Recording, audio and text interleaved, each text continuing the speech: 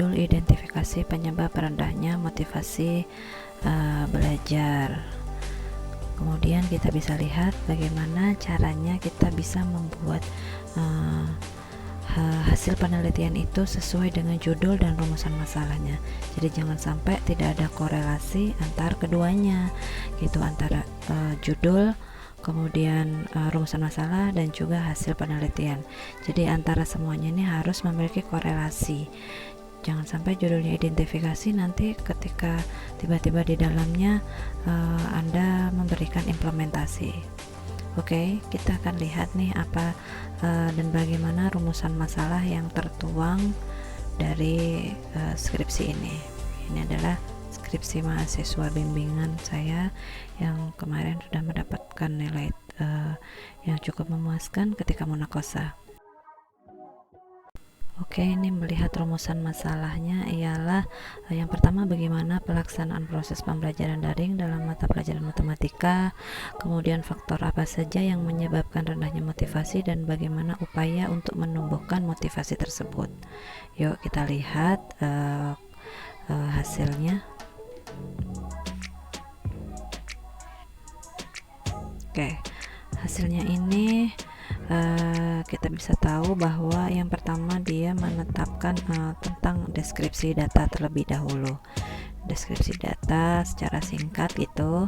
Terus kemudian yang bab keduanya adalah subbabnya hasil penelitiannya. Yang pertama, bagaimana pelaksanaan proses pembelajaran daring. Nah, ini terdapat beberapa pertanyaan gitu. Dia menjawab berdasarkan hasil dari wawancara. Ketika kita tahu judul identifikasi ini adalah judul kualitatif, maka pertanyaan-pertanyaannya pun sudah pasti berupa kualitatif, seperti pelaksanaan.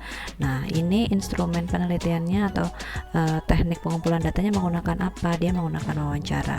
Sehingga yang pertama pertanyaannya adalah bagaimana proses pembelajaran daringnya, kedua aplikasi apa yang digunakan, kemudian yang ketiga kapan pembelajaran dimulai, dan berikutnya bagaimana motivasi belajar mengikuti daring, kemudian berikutnya apakah pembelajaran daring ini dapat memudahkan siswa.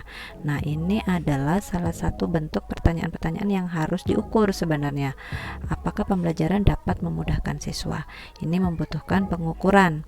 Namun ketika ini kuantitatif, maka sudah pasti akan memiliki beberapa rumus-rumusnya. Namun jika ini kualitatif, maka ini juga berdasarkan wawancara yang perlu dilakukan triangulasi. Kemudian menjawab dari rumusan masalah yang kedua adalah faktor penyebab rendahnya motivasi belajar daring. Nah, di sini karena dia berdasarkan hasil observasi yang ini mengacu kepada indikator-indikator yang tertuang dalam bab 2 atau dalam latar belakang. Di situ ada kondisi, ada upaya, kemudian hasilnya dituangkan dalam bentuk bagan-bagan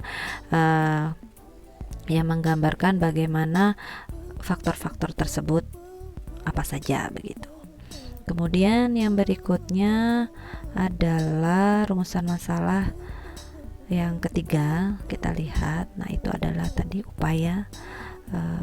Oke. Kita udah masuk ke pembahasan ini. Nah, pembahasan ini adalah sama persis tadi pelaksanaannya bagaimana, kemudian faktor-faktornya seperti apa.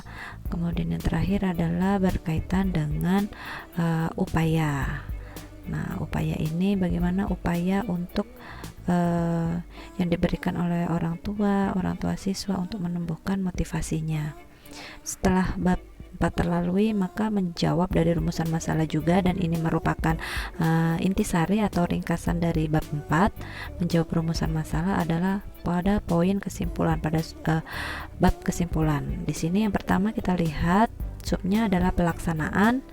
Ketika tadi pertanyaannya di rumusan masalah tentang pelaksanaan, maka jawaban di sini juga terkait pelaksanaan. Yang ini diringkas dari bab 4, yang kedua faktor-faktor, dan yang ketiga adalah berkaitan dengan upaya untuk menemukan motivasi belajar daring siswa, sehingga terjadi kesesuaian antara judul, rumusan masalah, dan juga kesimpulan. Begitu kira-kira. Terima kasih. Salam.